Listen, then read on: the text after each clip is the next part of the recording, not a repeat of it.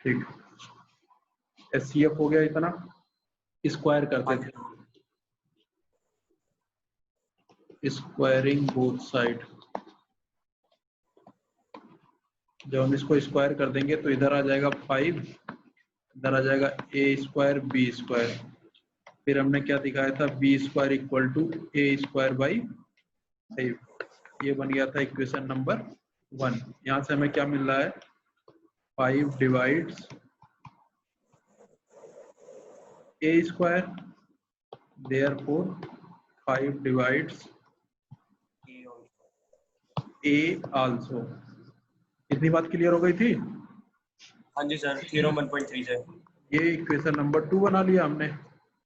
अब 5 अगर डिवाइड कर रहा है a को, तो इसका मतलब a अपन 5 हमें कुछ मिल रहा होगा, इसको हमने c मान लिया, ये c मिल रहा होगा, यानी a इक्वल टू मिल गया 5c। इसको इक्वेशन नंबर 1 में पुट कर दो। सर जब इसे इक्वेशन नंबर 1 में पुट करूंगा तो सर वो b square is equals to 5c होगा, 5c स्क्वायर स्क्वायर है और नीचे 5 है। सर नीचे 5 क्यों आया? नीचे 5 अच्छा हाँ, इक्वेशन में तो इक्वेशन में 25c स्क्वायर और ये 5 से 5 कट जाएगा, क्या आ जाएगा, 5c स्क्वायर। अब इस 5 को नीचे भेज दो, b square by 5 equal to क्या मिला, c स्क्वायर। यहाँ से हमें क्या मिल रहा है, 5 डिवाइड्स b स्क्वायर। इसका क्या मतलब, 5 डिवाइड्स b ऑल्सो। हाँ, ये बन गया इक्वेशन नंबर 3। ठीक, फ्रॉम 2 and 3, फ्रॉम 2 and 3 क्या हो जाएगा, 5 divides both a and b, दोनों को डिवाइड कर रहा है। इसका क्या मतलब, एटलीस्ट, अब वो पूरा स्टेटमेंट जो हमने लिखा था ना, वो लर्न करना पड़ेगा तुम्हें। At least 5 is the common factor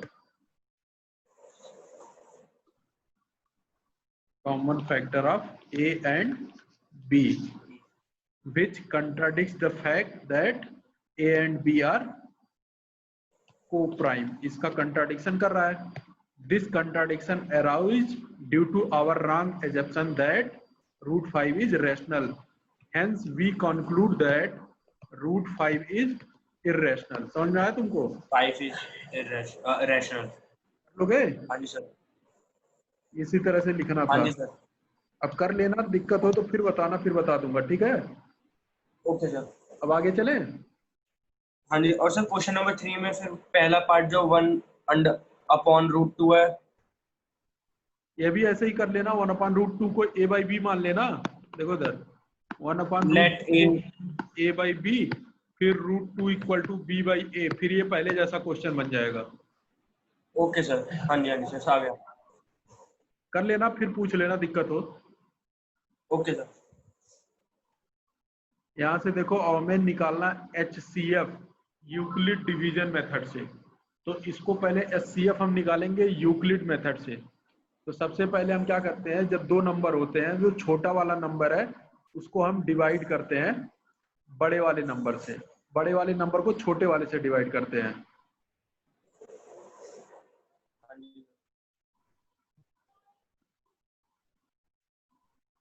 देखो कैसे डिवाइड करेंगे, यहां से करता हूं मैं 4052, ये छोटा नंबर था, ये बड़ा नंबर हो गया 12576। अब ये जाएगा, ये देखो लगभग 12,000 है, ये 4,000, तो 3 बार ले चलो, 3 बार ले चलोगे तो 3 2 जा 6 और 3 5 जा 15, कैरी हो गया 1 3 0 3 और 3 4 जा 12, इसको माइनस कर दो, ये हो गया 0, 7 में से 5 गया 2 और इधर 5 में से 1 गया 4, बस। अब 450 से डिवाइड करेंगे किसको, 4052 को। समझना, इसको नोट करते जाओ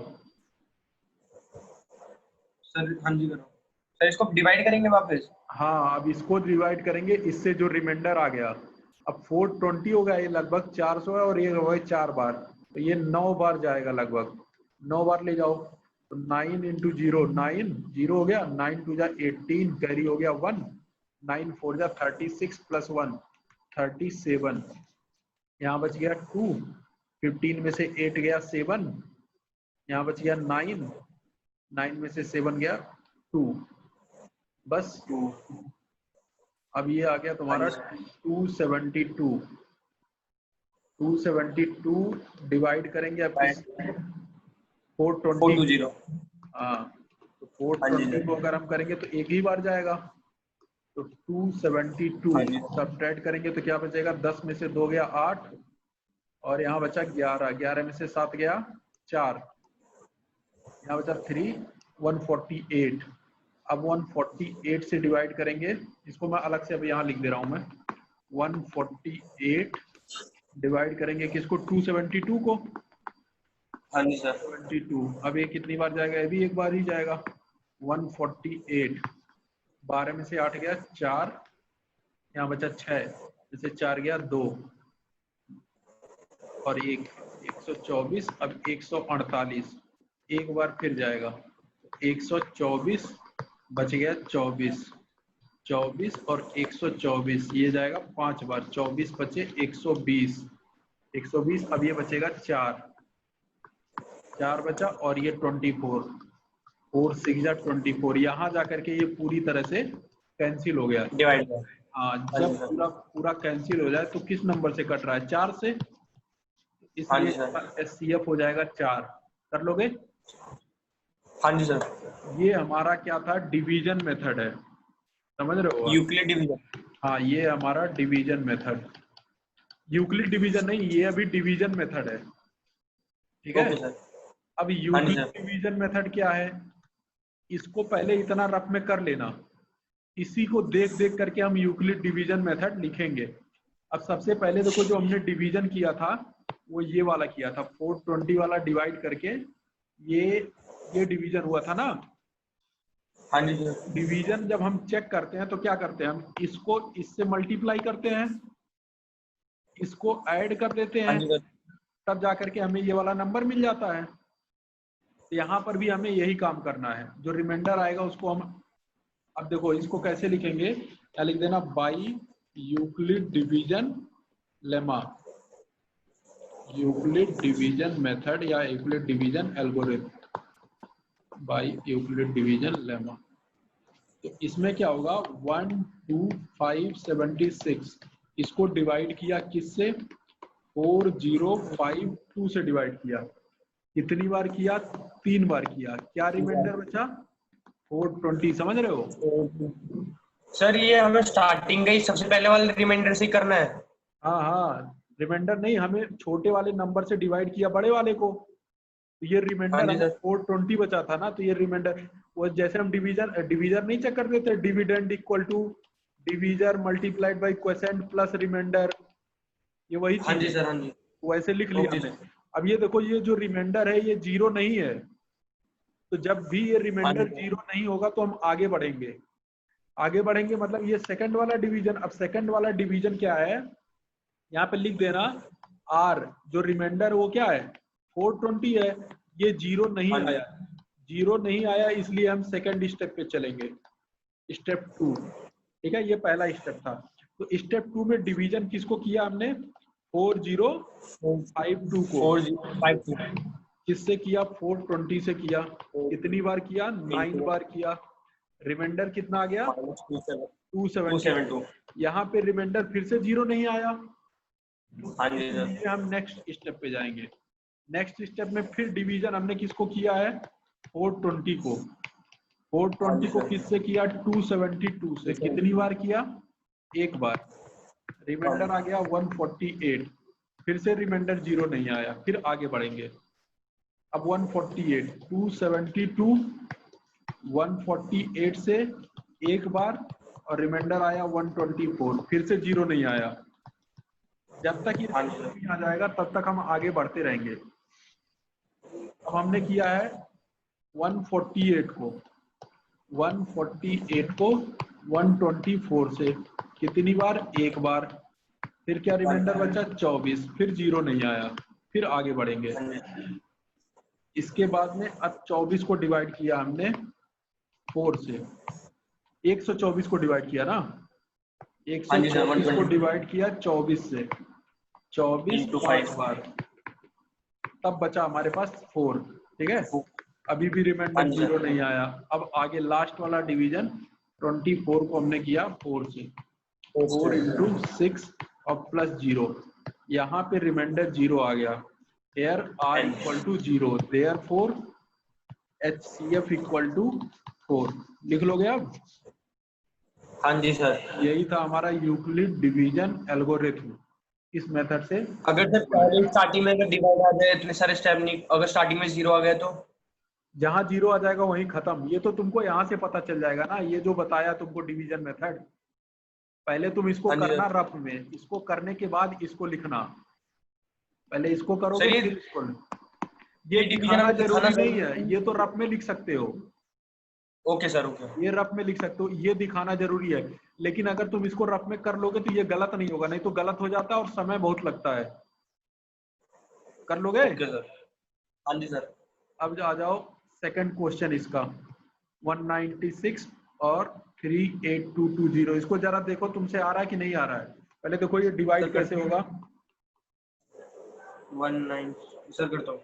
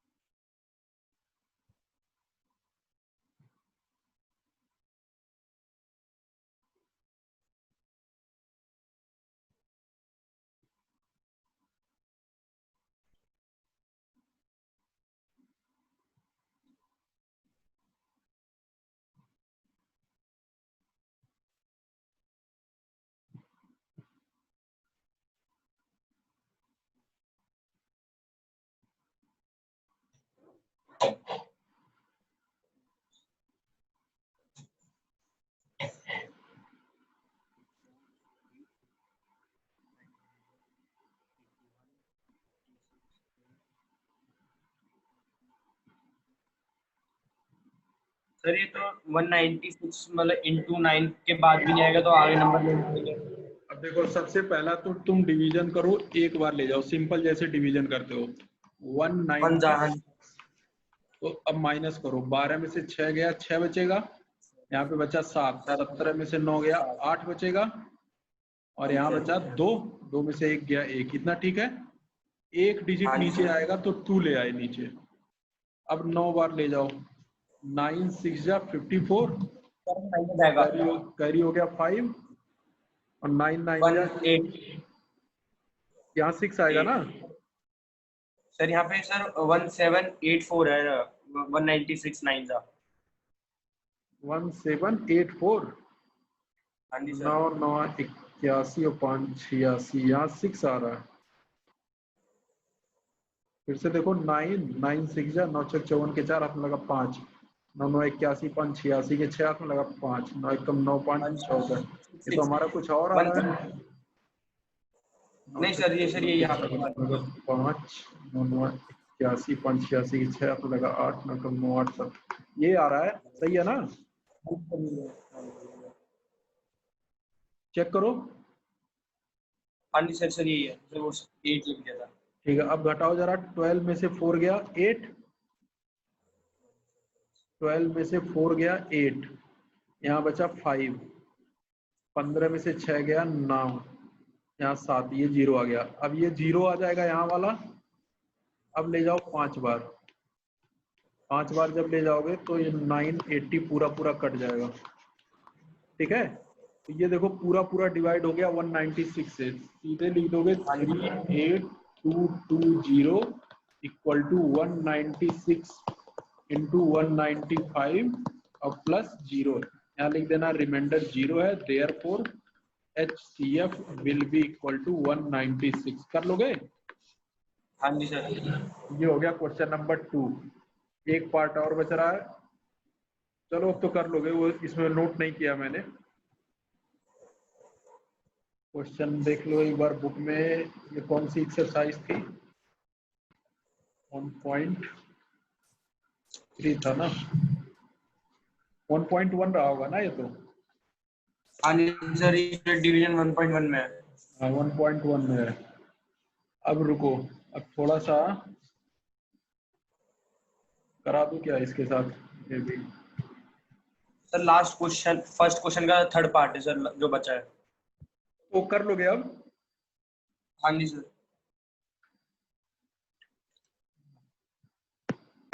क्या बच रहा है इसमें? चलो ये कंप्लीट करा ही देता हूँ मैं।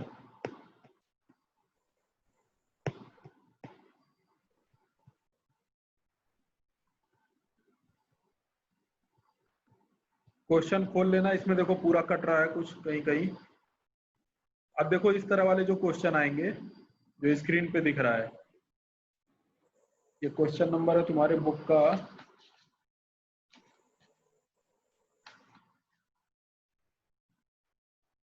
सो दैट द, ये किसी और एक्सरसाइज का है।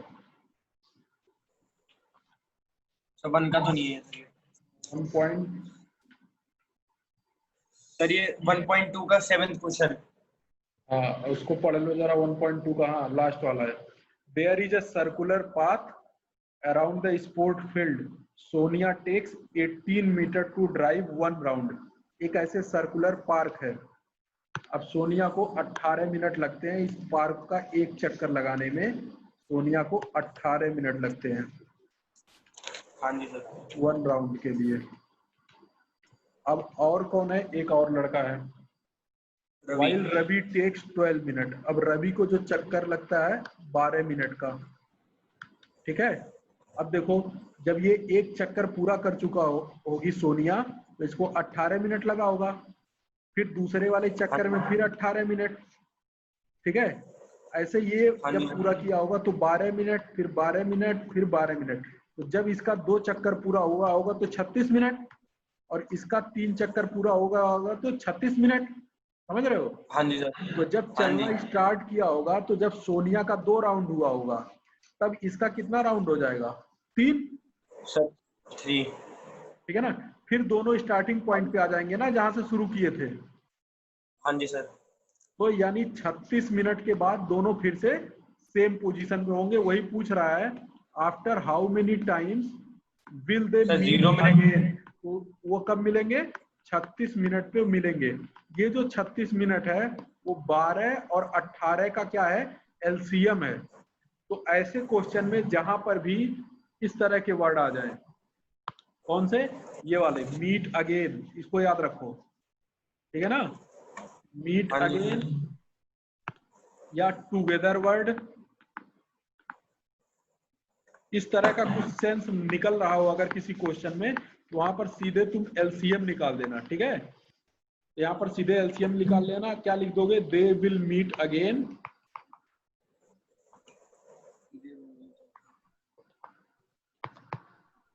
दे विल मीट अगेन आफ्टर, सीधे लिख देना एलसीएम ऑफ 18 एंड 12, ये आंसर आ जाएगा 36 मिनट। तो इक्वल टू लिख देना 36 मिनट,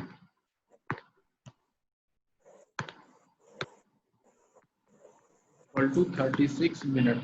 कर लोगे? हाँ जी सर।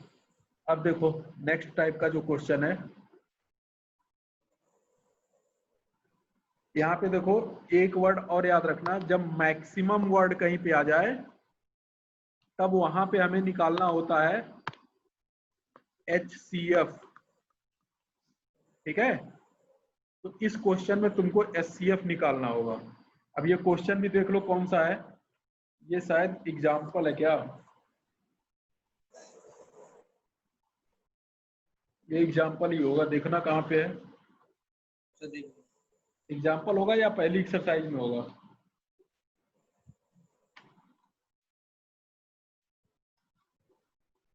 ये है एग्जाम्पल 4, खोल लो जरा, पेज नंबर है 6। हाँ जी सर। ठीक है, इसमें कह रहा है कि एक स्वीट सेलर है जिसके पास 420 काजू बर्फी है। हाँ जी सर। और बादाम बर्फी इसके पास कितनी है? 130। 130 बादाम बर्फी है।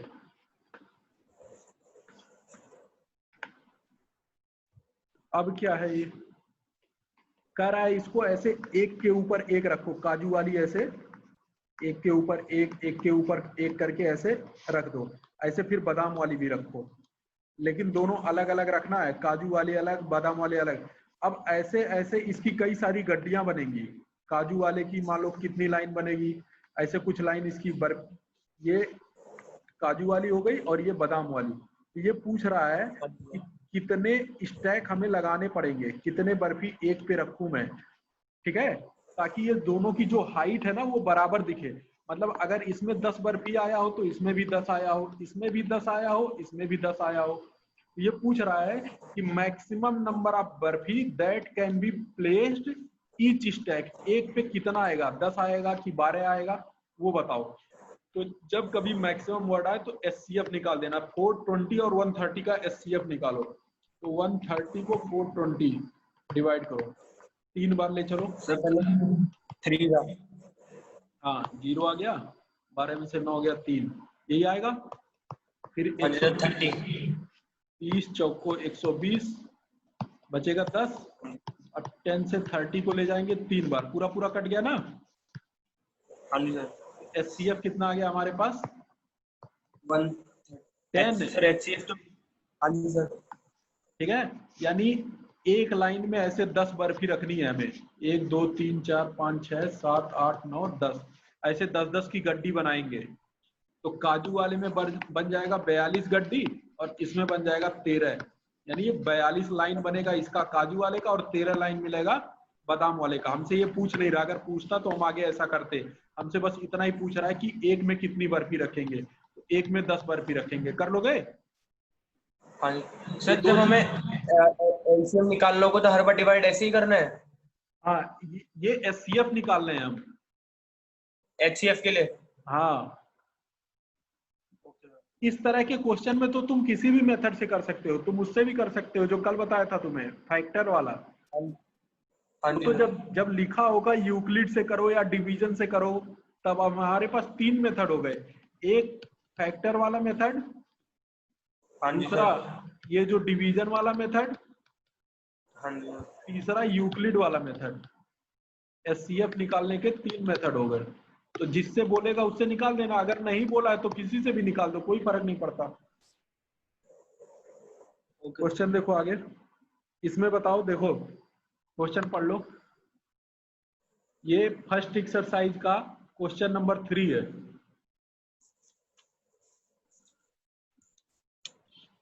हाँ जी पढ़ लो एक बार।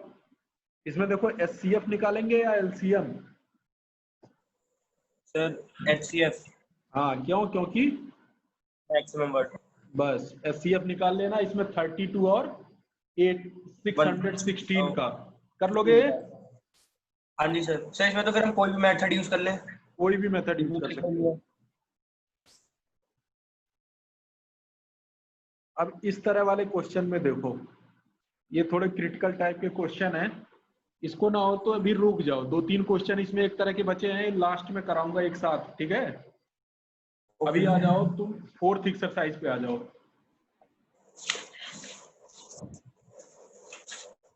हाँ जी। अब इसको देखो जरा, पढ़ो। Without actually performing the without long division, बिना डिवाइड किए हमें बताना है कि rational number will have terminating है या फिर नॉन टर्मिनेटिंग है। ये तुमको कल बता दिया था। हाँ जी सर। अब इसको करके देख लो, इसमें बताओ कौन कौन सा नहीं आ रहा है। एक एक करके करो, पहला वाला करो जरा, ओके सर। करके चेक करते जाओ, जो नहीं आया वो पूछते जाना, ठीक है? इसको कंप्लीट कर लो पहला वाला, बस अभी हो जाएगा, खत्म हो जाएगा। थोड़ा सा बस वही बचेगा लास्ट स्टार्टिंग वाले क्वेश्चन। 3 क्वेश्चन और बचेगा तुम्हारा, ओके। 2 ही बचेगा।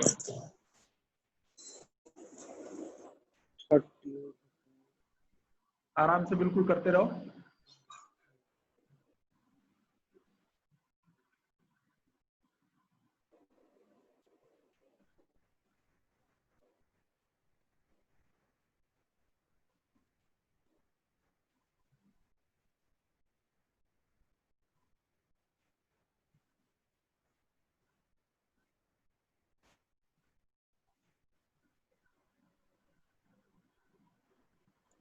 सर इसमें तो पहले हम डिनोमिनेटर के फैक्टर्स निकालेंगे। हाँ, डिनोमिनेटर के फैक्टर में खाली 5 आएगा और कुछ नहीं आ रहा, ठीक है।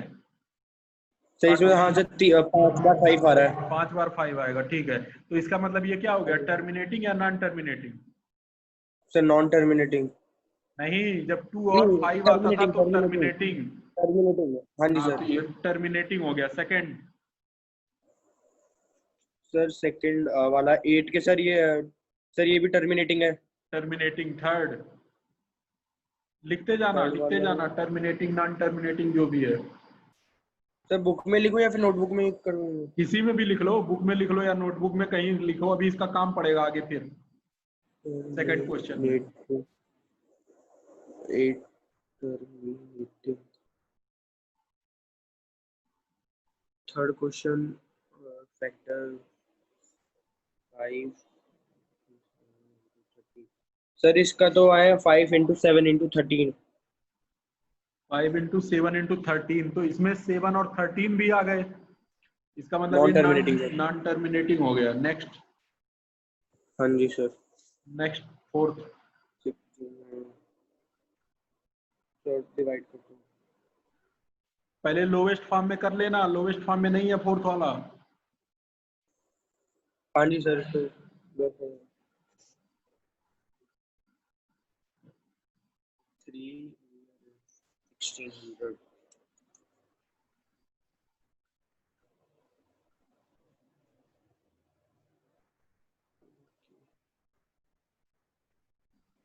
सर 2 की पावर 6 × 5 की पावर 2। हाँ, मतलब 2 और 5 आ रहा है, टर्मिनेटिंग। हाँ जी सर। नेक्स्ट? नॉन टर्मिनेटिंग 7 आ जाएगा, ठीक है। Okay sir. 6 फैक्टर करके दिया है, टर्मिनेटिंग। हाँ जी सर, ये तो टर्मिनेटिंग है। उसके बाद वाला नॉन टर्मिनेटिंग। Non term. हाँ जी सर। उसके बाद? सर 2 और 5 सर नॉन टर्मिनेटिंग। गलत हो गया, पहले रिड्यूस नहीं किए तुम। सर 2 रिड्यूस करो और अपॉन 5, 2/5। तो टर्मिनेटिंग हुआ ना।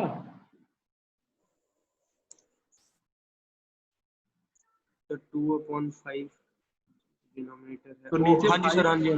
टर्मिनेटिंग डिनोमिनेटर में हुआ, 5 आ गया। ठीक है। हाँ जी सर। नेक्स्ट? लोवेस्ट फॉर्म में पहले कर लेना। 7 10 सर टर्मिनेटिंग। ठीक है। नेक्स्ट? 210 लोएस्ट फॉर्म पे।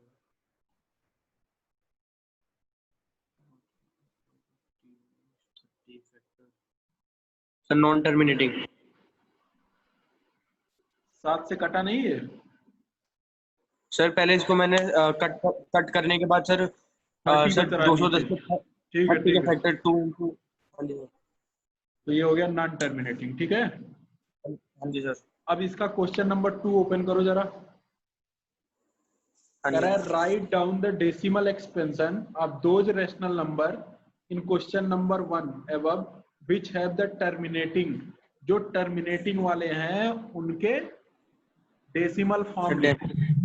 अब ये हाँ लिखोगे जी कैसे, ये समझो जरा ध्यान से, मैं बता रहा हूँ एक दो क्वेश्चन। जैसे पहला वाला इसमें टर्मिनेटिंग था, पहला वाला टर्मिनेटिंग होने का क्या मतलब है, 13 अपान में 3125। 2/5 ये जब तुमने फैक्टर किया, ये 5 का पावर कितना मिल रहा था?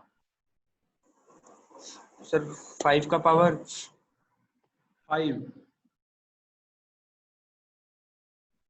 सर इसमें तो सर 5। हाँ ठीक है। अब इसमें देखो 5 का तो पावर 5 है, लेकिन 2 का पावर कुछ नहीं है। तो हाँ जी इसमें सर। हमें क्या करना पड़ेगा, 2 का पावर 5 से ऊपर और नीचे मल्टीप्लाई करना पड़ेगा, दोनों का पावर बराबर रखना है हमें। तो जब हाँ नीचे सर, क्या आपने हो बताया था जाएगा, वाला। हाँ नीचे देखो क्या हो जाएगा, 5 × 2 का पावर 5 ऐसे लिख सकते हैं। 5। और ऊपर हाँ हो जी गया सर। 13 × 2 का पावर 5 होता है 32। तो हाँ जी सर। 32 और 13 मल्टीप्लाई कर लो, 13 दूनी 26, 6 हाथ में लगा 2, 13 तिया 39 और 2 41, क्या सर जाएगा 416। 416। और नीचे क्या हो गया, 10 का पावर 5, देखो हाँ जी 5 टू सर। 10, 10 का पावर 5 मतलब 5 जीरो, सर 1 2 5। 3 4 5 जीरो। तो 5 डिजिट पे इधर से पॉइंट 1 2 3 4 5 कर लोगे, ये तरीका है। सर हाँ जी सर। अब एक क्वेश्चन में और बताता हूं तुमको, क्वेश्चन बताता हूं मैं कौन सा, फोर्थ वाला पार्ट, फोर्थ वाला टर्मिनेटिंग। पार्ट, हाँ जो टर्मिनेटिंग है बस उसी को लिखना ही है, 1600। इसको पहले 5 से काट करके 3 बना लिया था हमने, और 5 हाँ से जी इसको सर। 320 आया था, 5 यहाँ 15 शायद, देखो इतना ही आया था। अब इसका 320 का फैक्टर क्या क्या आया था, 2 से कट जाएगा 160, 2 से 80, 2 से 40, 2 से 20, 2 से 10, 2 से 5 और 5 से 1, 1 2 3 4 5 6, ये हो गया 2 का पावर 6 और 5 का पावर 1। इतना समझ में आ गया। हाँ जी सर। अब देखो यहाँ पे मल्टीप्लाई हमें किससे करना पड़ेगा, 5 की पावर 6 इंटू 5 की पावर 5 का 6। पावर 5 से, एक तो पहले से ही है ना यहाँ पे, सर क्यों? एक अच्छा यहाँ हाँ पे जी भी सर, पहले से है। एक पहले से ही है। हाँ तो ये दोनों का पावर हाँ हो जी गया सर। 6, और ऊपर 3 × 5 का पावर 5, 3125 अभी स्टार्टिंग में जो हमने फैक्टर किया हाँ था जी मिला। अब इनको मल्टीप्लाई कर दो,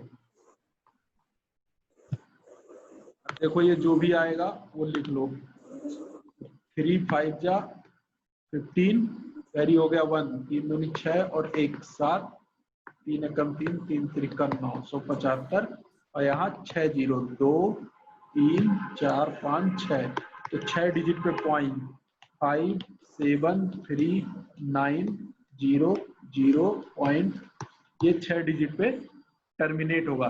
तो जितना पावर हाईएस्ट होता है 2 में या फिर 5 में, उतने डिजिट पे ये टर्मिनेट होगा, कल बताया था ना तुमको। हाँ जी सर। हाँ तो इसीलिए 6 डिजिट पे टर्मिनेट हो रहा है। इसी तरह से इसके बाकी पार्ट जितने भी टर्मिनेटिंग वाले आए हैं कर लोगे। हाँ जी सर। अब आ जाओ थर्ड क्वेश्चन में, इसके थर्ड क्वेश्चन। पढ़ लो एक बार, The देखो क्या following कह रहा है। number have decimal expression as given below. Each case decide whether they are rational or not. If they are rational and of the form P upon Q, what can you say about the prime factor of Q? ठीक है, कह रहा है अगर हम इसको P/Q के form में लिखें जो रैशनल नंबर हैं। हाँ जी सर। अब इसमें देखो रैशनल नंबर पहला और तीसरा है, क्योंकि बीच वाला जो है वो नॉन टर्मिनेटिंग नॉन रिपीटिंग है, वो तो रैशनल है ही नहीं। हाँ जी तो हाँ जी सिर्फ सर। पहला वाला रैशनल है, पहला वाला रैशनल है। ये नंबर क्या दिया है, 4 3 1 2 3 4 5 6 7 8 9, ये टर्मिनेटिंग है, टर्मिनेटिंग है इसलिए ये रैशनल हो गया। ठीक है, कह रहा है इसको अगर हम P/Q के फॉर्म में लिखेंगे तो जो Q होगा वो 2 का पावर m × 5 का पावर n, इसी का तो फॉर्मेट मिलेगा। हाँ जी सर। ये हमने पढ़ा था ना कि जो टर्मिनेटिंग वाले होते हैं उसका जो डिनोमिनेटर का फैक्टर होता है वो 2 और 5 का टर्म मिलता है, तो यही वो पूछ रहा है। ठीक है ना, तो इसमें तो लिख सर देना, ये तो हमें हाँ ऐसे जितने लिख, पॉइंट पे लिखा हुआ है। हाँ जी सर। नहीं ऐसे लिखना, Q must be in the form of 2 to the power m × 5 to the power n, ऐसे लिख देना। इतना लिखना, कर लोगे। Be in the form. Sir बस यही करना है इसमें। हाँ, अब जो इसका थर्ड पार्ट है ये देखो तुम्हारा रिपीटेड वाला है, हाँ जी सर। तो रिपीटेड होने के नाते 1 2 3 4 5 6 7 8 9 ये रिपीटेड है। तो अगर ये रिपीटेड हो गया इसका मतलब q में 2 to the power m into 5 to the power n, इसके अलावा इसमें और कोई भी नंबर आया होगा, अदर नंबर, समझ रहे हो? हाँ जी सर। हाँ, तो इसमें क्या लिखोगे?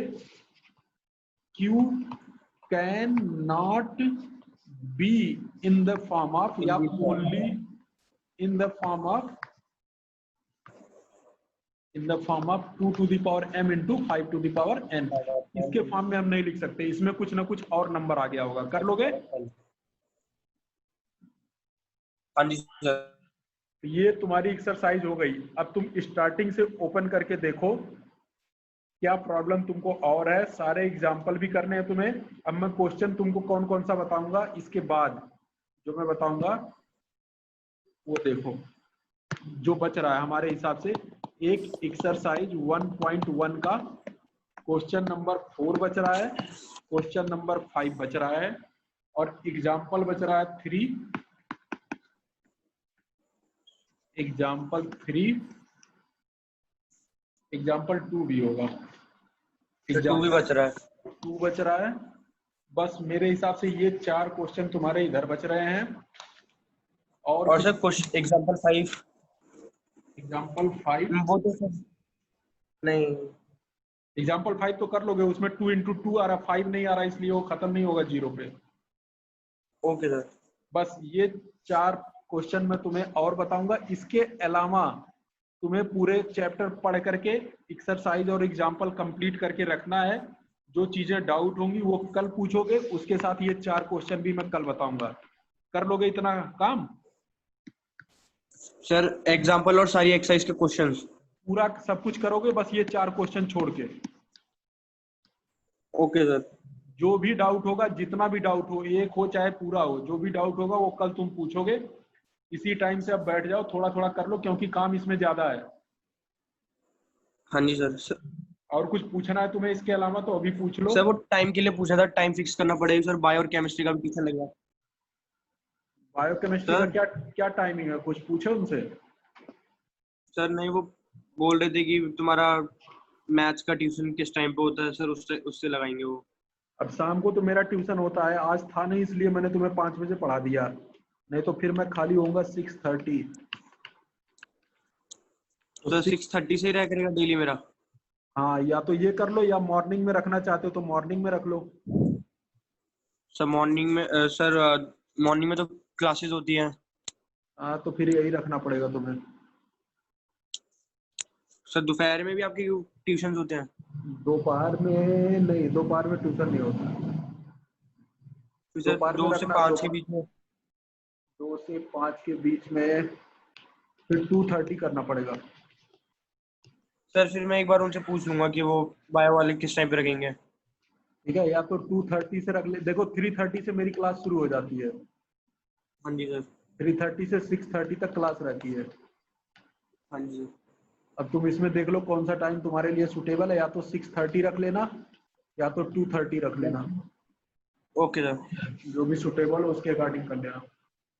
वो भी ऑनलाइन ओके होती है सर। क्या? सर वो ऑनलाइन ही रखनी पड़ेगी। दोनों क्लास ऑनलाइन रहती है तुम्हारी? हाँ जी चलो सर। कोई बात नहीं, करो करो, ठीक। Okay sir, thank you sir. ठीक है, रखो। आ गया।